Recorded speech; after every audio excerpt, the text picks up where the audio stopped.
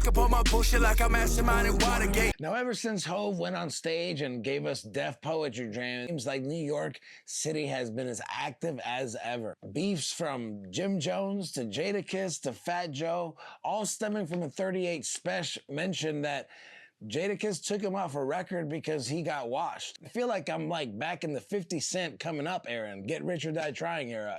I feel like I get this like sense of 50 Cent bravado from 38 Spesh that I haven't seen from an artist since probably Pop Smoke, you know, just the willingness to go out there and put your chest out, put yourself out there in such a way and risk everything for whatever it is that you believe in. And I see that in 38 Special. And I think like even his flow is like slowed down. It's not rushed. It's not too many words.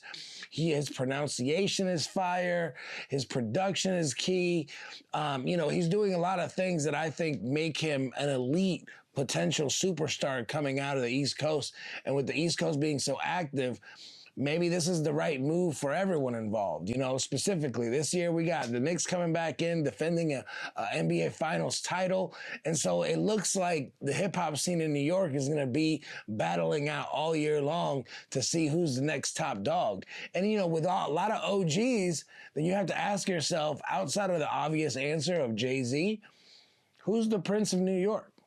Who's really running the New York timeline in regards to music, art, and influencing the younger generation and the younger culture to create the next big hit and to have the next big artist? And I think these are important questions that we definitely have to discuss and we got to talk about, and we got to find a way to really like support these artists and not just get stuck in only listening to what we know, because these artists are creating new moments for hip hop and for us as fans. Now, the big question by Jadakiss is this about a feature or is this about a career? Which, of course, goes back to whether these artists are moving authentically in the sense of why are they beefing? Why are they doing these antics? Why are they going publicly and calling out artists? Is it actually because there's an issue, or is it because they're trying to use the momentum to sell records, to get streamed, to earn money? It's just kind of where we're at. You know, labels and the record companies aren't paying artists the way they should. And so artists are being forced to basically earn money by any means necessary. So where I think the competitive spirit of the whole battle and beef and the back and forth records is great. What you don't want to see is this leak into a more physical and harmful altercation in real life. Now, obviously that's grown men business at the end of the day. But the truth is that with New York being this active, as big as the city is, it can always feel much smaller, especially with big events like Summer Jam and any other concert you would be doing in your backyard. It's just not the safest and healthiest way to go about life, which is, you know, looking over your shoulder every time you do a show, an appearance, a meet and greet, every time you go to the parking lot. Game and YG. Now, obviously, it was kind of weird because on paper and before the battle, it was a consensus win for Game. Everybody understood Game is a better, more lyrical rapper. He is an elite artist. He comes from an elite background. But even as he said, you got to give flowers to YG, because where Game had 50, M, and Dr. Dre in his corner, pushing, uplifting him, and elevating his music and his brand to the next level, YG had none of that. All YG had from the gate is Tooted and Booted with Ty Dolla $ign. And so taking a potential one-hit wonder and actually making the kind of career that YG has made out of his career is extremely impressive, and honestly more rare than people would actually give him credit for. Now, I still think Game is a more elite rapper, but, you know, a lot like people don't really understand the difference between making good music and making important music. I do feel like that is a point of view and a conversation that gets skipped over, because that requires people to be accountable for the music they listen to and to be honest about what it is they're listening to and the value of it, right? And so obviously if it's a slap, if it's a banger, then you enjoy it and it's a great record. But those rarely have important messaging behind it. And after all, hip hop If you know what hip hop is and you actually appreciate the genre for what it's always been historically, you know hip hop leans on value. What does the music say? What is the message about? And despite a lot of violence and other things happening within the music, which are just real life experiences, if these artists didn't have to go through these things, they wouldn't have to talk about it. But because obviously many artists come from neighborhoods and areas that are not ideal, then obviously they speak their truth, and that ends up being the truth, whether toxic, violent, dangerous, or whatever the case may be. The concept of why certain artists that are talented, that seem to have everything put on their plate, still managed to fail. Now, I don't think Game is a failure by any means. After all, my biggest connection to Kendrick was by being at Game's house. So I, for one, I'm very appreciative that he opened his doors to me and my people to come in and, you know, do our networking thing to level up and to go to the next stage of what our mission was going to LA in the first place. However, you have to think about artists like this, and I would like to put Wale in that same scope. I would even say 38 Spesh is in that same exact grouping of artists that have incredible talent, incredible bravado, confidence. They have the skill set to be the greatest, but unfortunately they fall into the precipice of when keeping it real goes wrong. If you guys remember that skit from Dave Chappelle, when keeping it real goes wrong, covered the idea that somebody wants to keep it real, but don't realize that doing so will put your opportunities at risk. And, you know, when a lot of people ask about Wale and why he's not bigger, why he's not a more renowned artist, you have to really look at his own behavior. See, it doesn't matter how talented you are. It doesn't matter what your skill set is. If people don't like you, they just don't want to work with you. So, you know, specifically when you get into the music business, you have to be conscious of this, because one thing is being talented and being confident and going out there and pumping your chest.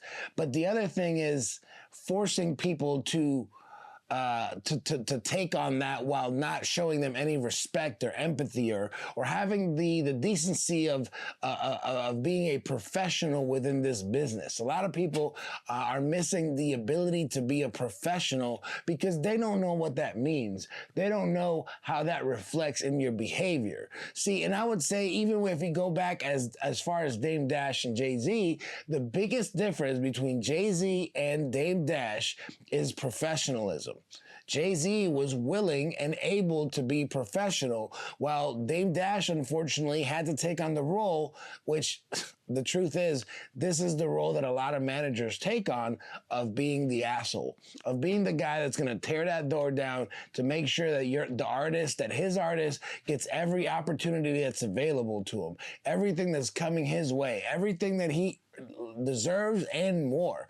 And unfortunately, in most artists and manager situations, this is the end result, because someone has to be the asshole. Someone has to take on the burden of going in there and pushing people around to open the necessary doors to get a reasonable doubt, to get a blueprint, to get a dynasty, to get a, Streets is Watching, to get any of these projects pushed through the way that Jay-Z and Dame did with Rockefeller Records. It requires a Dame Dash.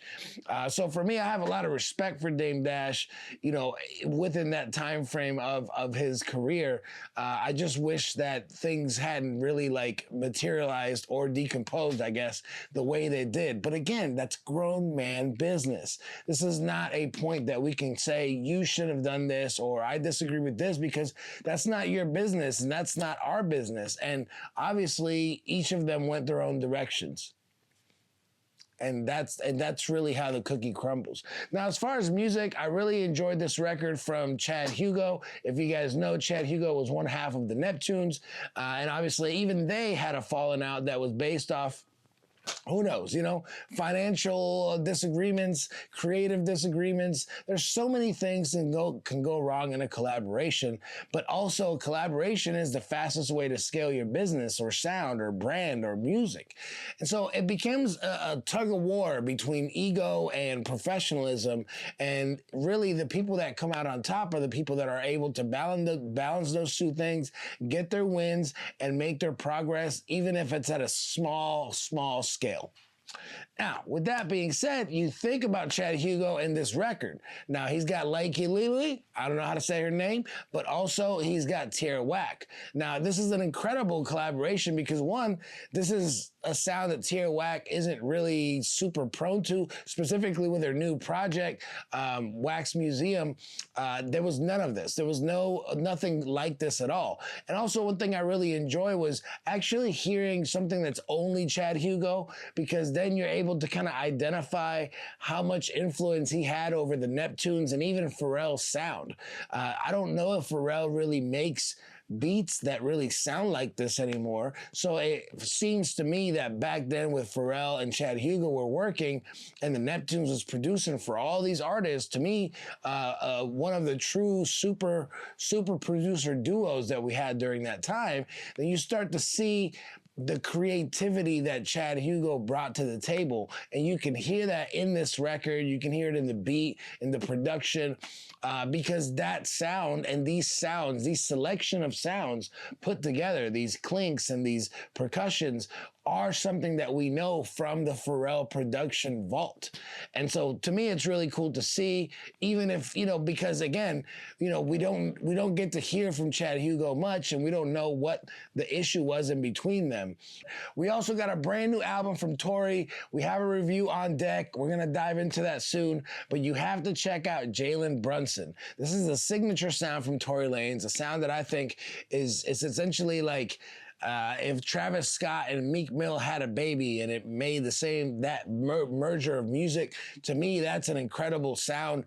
And although I do think that in the album it becomes overwhelming for every song to be this huge, big, it's like too much. You know, even Gladiator had moments where the music was toned down so you could just relax and be in a moment and absorb the movie, versus every moment being, you know, up here, you know. So I do think that the concept of the R&B and rap album sounds good on paper, but to me, I need those R&B records in between those rap records to not be exhausted sonically from what Tory does on record, because there's a lot of layers, there's a lot of effects, a lot of auto-tune, and without that break in between those hard, heavy records of that R&B, I'm just stuck in this one frame of mind. And, you know, especially with Drake dropping the 3 albums and then being split up, basically genre focused, I appreciate that really Tory doesn't even like acknowledge Drake's existence on this album at all. Not that he ever does. But also it's like the idea, like you should have did something different, because that's way too in line with what he had done, in my opinion. But, you know, I like Tory Lanez. You know, one of our most successful videos is about how the thing with Megan Thee Stallion was a hoax. And the one thing I do want to know is, how'd you get such good quality? Because if you can get that quality in jail, then there's no excuse for any of you artists that are trying to make music, because you're free. You're free to make whatever music you want, and yet you're lacking. You're lackluster. You're not getting it done. So if Tory Lanez can pull this off from jail, you can sure do it from your basement or your house or your room or wherever you're at, because music is way too easy to make nowadays for you guys to be stalling. So if that is your passion, if that's what you want to do, then by all means, my friend, go for it. With that being said, Rambo Hustle with the Hip Hop Report. Always that way. Subscribe to the channel. Subscribe to the channel. If you want the latest and greatest, do it for the game. Subscribe to the channel. Subscribe to the channel. If you want the latest and greatest, do it for the game. Music breaks, these are the breaks. Music breaks, these are the breaks. Music breaks, these are the breaks.